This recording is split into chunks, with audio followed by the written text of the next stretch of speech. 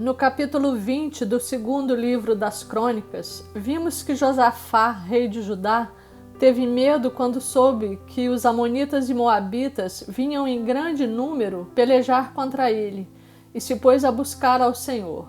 Convocou o jejum e, junto com os sacerdotes e toda a congregação, clamou ao Senhor, no que foi atendido.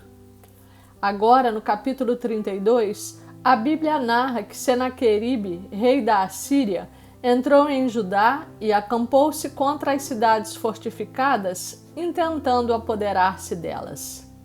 Era o tempo do rei Ezequias, cujo pai, o rei Acás, praticara o que era mal aos olhos de Deus, andando nos caminhos dos reis de Israel e provocando a ira do Senhor. Por causa de sua idolatria, desobediência e transgressões, o Senhor humilhara a Judá, permitindo que caísse em dissolução. Mas Ezequias não seguiu o caminho do seu pai e fez o que era reto perante o Senhor, segundo tudo o que fizera Davi.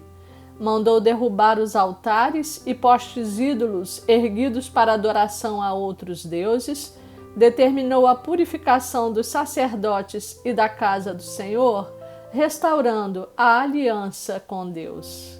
Ao tomar conhecimento de que Senaqueribe pretendia tomar a Judá, mandou entupir as fontes de água e reconstruiu muros para fortificar as cidades. Pôs oficiais de guarda sobre o povo, reuniu-os na praça da porta da cidade e lhes falou ao coração, dizendo: Sede fortes e corajosos, não temais, nem vos assusteis por causa do rei da Assíria, nem por causa de toda a multidão que está com ele, porque há um conosco maior do que está com ele. Com ele está o braço de carne, mas conosco o Senhor nosso Deus, para nos ajudar e para guerrear nossas guerras. O povo cobrou ânimo com as palavras de Ezequias, rei de Judá. Versos 7 e 8. Que homem de fé era o rei Ezequias! Sua confiança estava colocada unicamente no Senhor, e ele tinha certeza que Deus não deixaria de socorrê-lo naquele momento de perigo. Ele proclamou essa palavra de fé e de confiança que fez o povo recobrar o ânimo. Porque há conosco maior do que o que está com ele. Com ele está o braço de carne, mas conosco está o Senhor, nosso Deus, para nos ajudar e para guerrear as nossas guerras. Aleluia! E é essa palavra de força e de poder que eu trago hoje a você, meu irmão, minha irmã. Naquela época, os inimigos utilizavam a estratégia da intimidação, buscando enfraquecer o povo de Deus pela disseminação do medo. E quando eles ficavam desanimados e se sentindo sem forças para a luta, os invasores avançavam sobre suas cidades e os derrotavam. Essa história sempre se repete, pois essa é a estratégia do inimigo da nossa vida e da nossa salvação até hoje. A primeira carta de João, capítulo 5, versos 18 e 19, nos ensina assim: Sabemos que todo aquele que é nascido de Deus não vive em pecado. Antes, aquele que nasceu de Deus o guarda, e o maligno não lhe toca. Sabemos que somos de Deus e que o mundo inteiro jaz no maligno. Ou seja, os que já se entregaram a Jesus Cristo, recebendo-o como Filho de Deus e como seu único Senhor e Salvador, estão salvos e pertencem a Deus. Mas aqueles que ainda estão separados de Deus vivem sob o domínio do pecado, porque o mundo está contaminado pelo mal.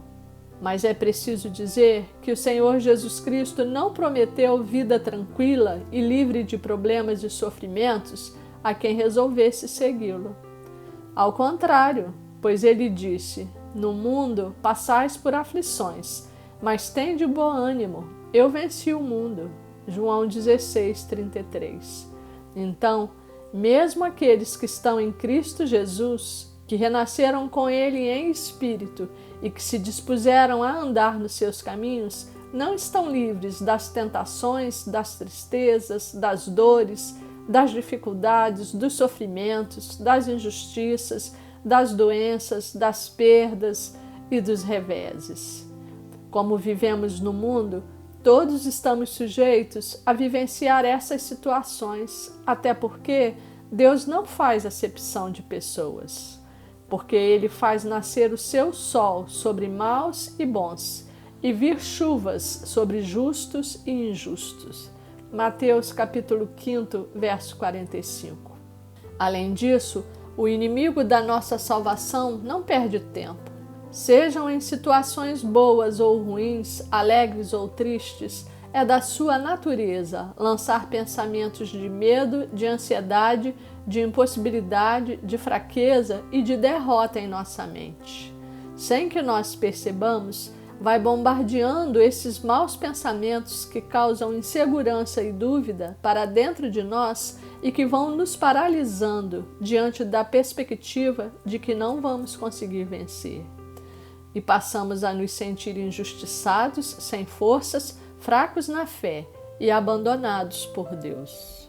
Mas o Senhor Jesus Cristo nos alertou: vigiai e orai para que não entreis em tentação. O espírito, na verdade, está pronto, mas a carne é fraca. Mateus 26, 41. Então, meu irmão, minha irmã, não baixe a guarda, sobretudo nos dias da adversidade em que estiver atravessando o vale do sofrimento e o deserto da desolação. Não dê legalidade para o inimigo com murmuração, reclamação e desespero. Ficai vigilante.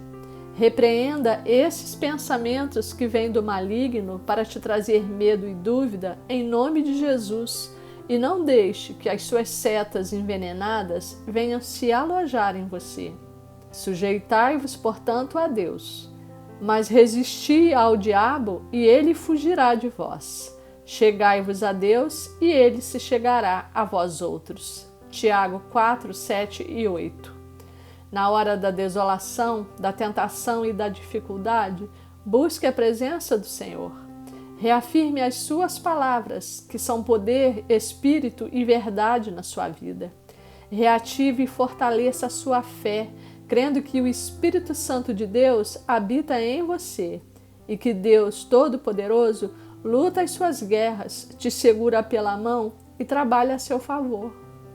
E é exatamente porque maior é aquele que está em nós do que o que está no mundo, que devemos nos posicionar diante das dificuldades e das oposições com coragem, com fé, com confiança e como vencedores, do modo como Ezequias encorajou seu povo e não como fracos e derrotados.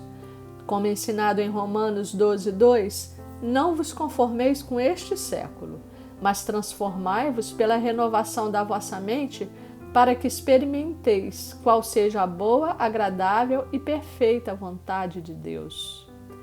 Tudo isso vem nos ensinar que em todos os momentos, mesmo nas horas tristes e difíceis, devemos estar em paz com Deus e buscar a paz que vem do Senhor, e não a solução que venha do homem e do mundo.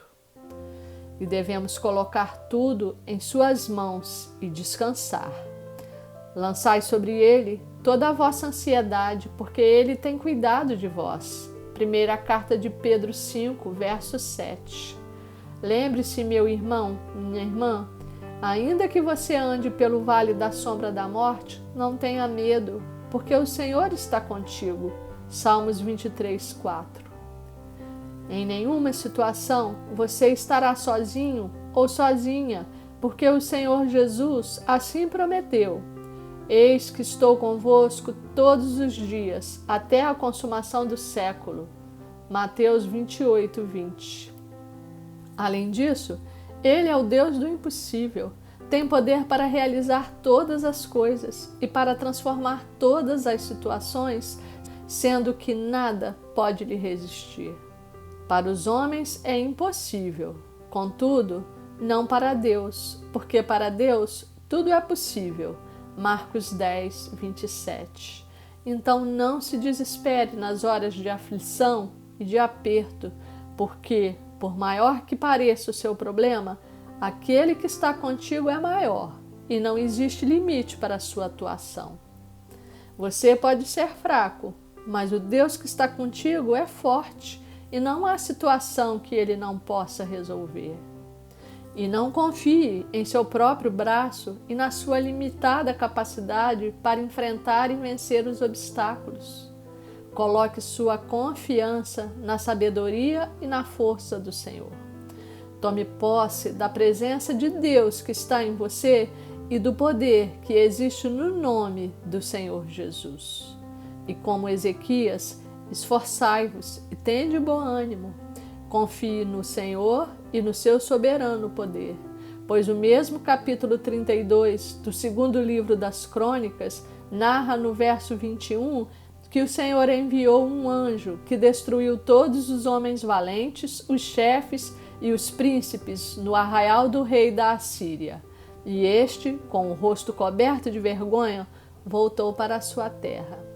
Portanto, irmãos, como ensinado em Efésios 6, de 10 a 20, sede fortalecidos no Senhor e na força do seu poder. Revesti-vos de toda a armadura de Deus para poderdes ficar firmes contra as ciladas do diabo, porque a nossa luta não é contra o sangue e a carne, e sim contra os principados e potestades, contra os dominadores deste mundo tenebroso, contra as forças espirituais do mal nas regiões celestiais. Tomai, portanto, toda a armadura de Deus, para que possais resistir no dia mau e, depois de terdes vencido tudo, permanecer inabaláveis. Estai, pois, firmes, cingindo-vos com a verdade e vestindo-vos da couraça da justiça. Calçai os pés com a preparação do evangelho da paz, embraçando sempre o escudo da fé, com o qual podereis apagar todos os dardos inflamados do maligno. Tomai também o capacete da salvação e a espada do Espírito, que é a palavra de Deus, com toda oração e súplica, orando em todo tempo no Espírito e vigiando com toda a perseverança e súplica por todos os santos, para que nos seja concedido abrir a boca e proclamar a sua palavra com intrepidez, para fazer conhecido o mistério do seu evangelho de amor a todas as criaturas. Amém.